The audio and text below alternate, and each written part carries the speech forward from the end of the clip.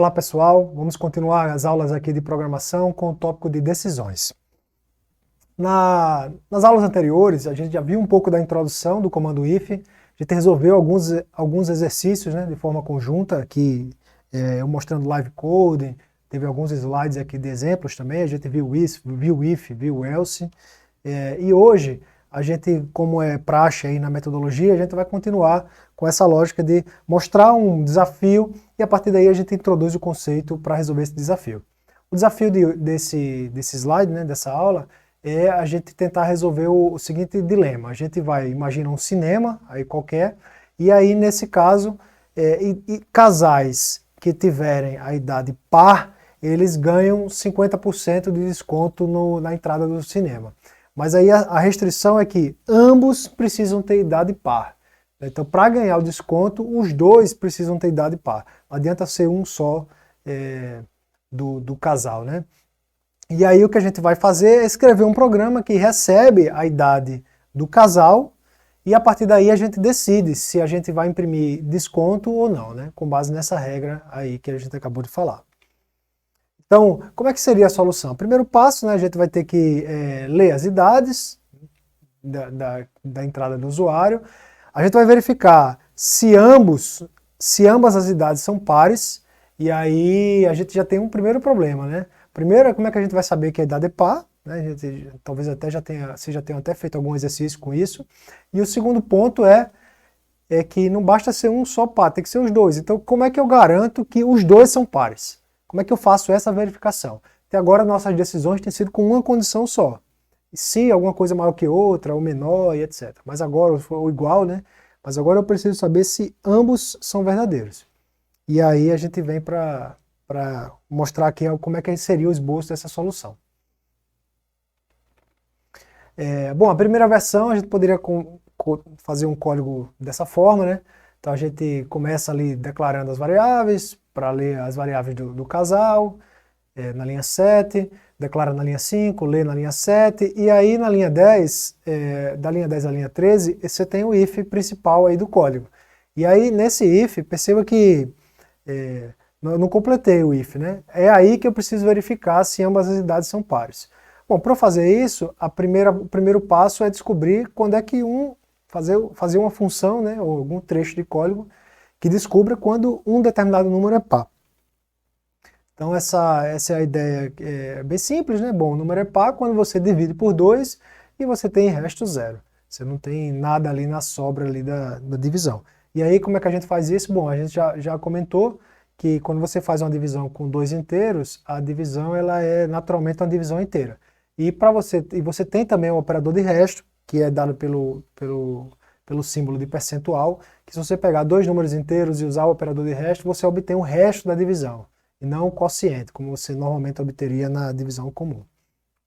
Então, tá aí um exemplo de como a gente poderia fazer. A nossa função é par, né, para identificar se um determinado número é par ou não, né? E aí, nesse caso, você vê que eu divido ele por 2, mas eu estou usando o percentual. Então, eu pego o resto da operação da divisão por 2. Então, sei lá, 5 dividido por 2 vai dar 2, né? Porque 2 vezes 2 dá 4, e resto 1. Então, essa é a ideia aí dessa operação. Para ele ser par, o resto tem que ser 0. Então, o que eu faço aí é comparar o resto da divisão do número por 2 com 0. Se esses valores forem iguais, ou seja, o resto for 0, aí ele retorna verdadeiro, ou seja, retorna o valor 1 aí nessa função. Caso contrário, ele vai retornar o valor 0. Então a nossa função é par que a gente acabou de fazer, ela retorna verdadeiro quando o número tem dividido por 2 dá resto 0, ou seja, ele é par, retorna 1, e falso, ou seja, 0, ela retorna em qualquer outra situação. No caso, quando o número é divisível por 2, a gente está fazendo divisão por 2, a única possibilidade de resto diferente de 0 é que o resto seja 1. Né? Então essa que é a ideia. E a partir daí, bom, a gente já incluiu aí a nossa função par no nosso código para resolver aquele problema, mas ainda não resolveu a parte do if. Né? Quer dizer, como é que aí, se for olhar na linha 15, como é que nesse ponto eu vou verificar, eu preciso saber se idade 1 e também se a idade 2 são pares, os dois. Como é que eu faço essa verificação ao mesmo tempo? Né? E aí é mais ou menos essa lógica aí que a gente está chegando. Então eu tenho idade 1 é par, idade 2 Eu estou chamando também a função é par com idade 2 como parâmetro, né? Passando de idade 1 e idade 2. Mas agora a pergunta é como é que eu verifico se os dois são pares? Se as duas situações são verdades, né? Esse aqui é o ponto aí da discussão até o momento. Para resolver esse problema, a gente vai precisar usar os operadores lógicos. E o primeiro operador lógico que a gente vai ver é justamente o operador que resolve o problema específico do cinema, que é o operador AND, né? Então, qual que é a lógica do AND, ou o I, né? O I ele é verdadeiro somente quando os dois lados da expressão são verdadeiros. Então, no caso do nosso exemplo do cinema, ele só vai aplicar o desconto, né? Ou seja, a regra que a gente quer ela vai ser verdadeira, que é a aplicação do desconto, tanto quando um caso, quando uma idade é par, a idade 1 é par, quanto a idade 2 também é par. Então, quando um é verdadeiro e o outro é verdadeiro e a gente quer que o resultado final seja verdadeiro, então o operador lógico I é o mais adequado. Então, nesse caso aí, a gente fez uma tabela que vocês podem olhar que na primeira coluna você vai ver simulações, né, de valores verdadeiros para a idade 1, ou seja, na primeira linha eu estou supondo que a idade 1 ela é par e a idade 2, também na primeira linha, também é par. Então, quando a idade 1 é par e a idade 2 também for par, então, se eu fizer um E comercial nele, ou seja, idade 1 é par e idade 2 é par, então o resultado final também é verdadeiro. Então, verdadeiro e verdadeiro dá verdadeiro.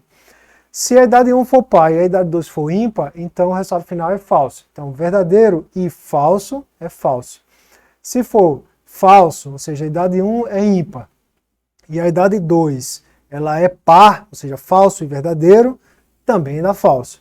E falso também é falso. Então, a única possibilidade para o E comercial ser verdadeiro é quando ambas as situações, ambos os valores que você está comparando são verdadeiros. O outro operador, que é bastante comum da gente utilizar também, é o operador OU, né? O OU ele é verdadeiro quando somente um dos casos ele é verdadeiro, né? Então, por exemplo, imagina que você tem uma situação aí que o ingresso do cinema custa metade do preço, se você for estudante ou se você for idoso. Então, se você for estudante, é metade do preço, de acordo com essa regra. Se você for idoso, é metade do preço. Se você for estudante ou idoso, assim, for estudante e idoso no caso, é metade também. Então você só não vai pagar metade quando você não for estudante e nem for idoso. Então para capturar essa essência dessa lógica, a gente tem um operador OU. Então o OU ele é verdade quando qualquer um dos lados for verdade, né? Essa que é a lógica do OU. Você tem um outro tipo de OU que é muito mais raro de aplicar, que é o OU exclusivo. O OU exclusivo, ele só é verdade, para ser verdade tem que ser um lado verdadeiro e o outro falso. Ele é um OU exclusivo. Então, se os dois forem verdade, é falso, né? Aí o exemplo você chega no menu lá e aí você diz, olha, o prato do dia é peixe acompanhado de salada ou arroz. Você tem que ter peixe, esquece lá, e você precisa obrigatoriamente escolher uma outra opção, que pode ser salada ou arroz. Você pode escolher salada e arroz? Não, não pode. Você pode escolher só arroz? Pode. Você pode escolher só salada? Pode. Você pode deixar de escolher comer só o peixe? Não pode. Então o OU exclusivo ele captura essa essência, né? A expressão como um todo é verdade quando somente um dos lados ela é verdadeira. Por último, você tem o operador a negação. Que, veja, os outros operadores que a gente mostrou, os outros três, eles são operadores binários, né? Eles têm um parâmetro de cada lado. Por exemplo, o I é uma expressão e outra. O OU também é uma expressão ou outra, tanto o OU normal quanto o OU exclusivo. Já o não, ele nega uma expressão. Então, se a expressão ela tem valor negativo, se você botar não na frente, ela passa a ser positiva. Assim. Se ele é falso, ela passa a ser verdadeiro. Se ele é verdadeiro, ela passa a ser falso. Então essa aqui é a essência do não. E aí, por exemplo, um exemplo de uso desse não era se a gente quisesse fazer uma função para definir se o número é ímpar, né? A gente acabou de fazer uma função para quando o número é par. Se eu quiser definir uma função para dizer que o número é ímpar, basta dizer que quando é que ele é não par, né?